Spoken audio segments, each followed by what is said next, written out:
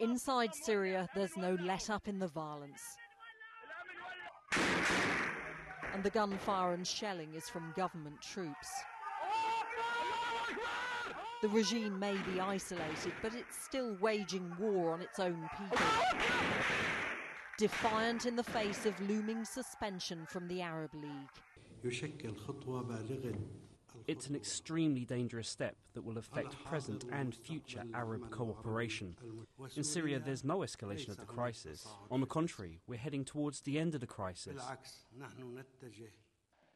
In Damascus, thousands joined a demonstration in support of President Assad and against what's seen as a betrayal by former Arab allies. Several embassies were attacked by mobs, including Turkey's, another country that's turned against the regime. We will take a resolute stance against these attacks, and we will continue to stand by the Syrian people's rightful struggle.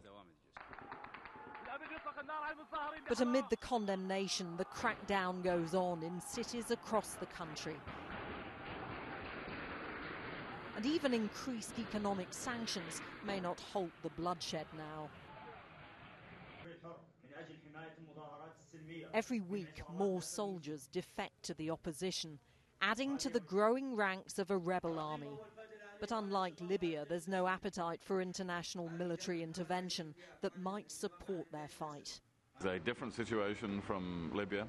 There is no United Nations Security Council resolution, and Syria is in any case a much more complex situation than the situation in Libya at the beginning of this year. Syria's Arab Spring began with peaceful protests, but it's fast turning into a civil war.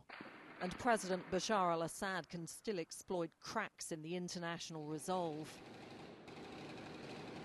Russia opposes stiffer sanctions and Iran remains an ally, and crucially his regime still seems to have the strength to survive through force.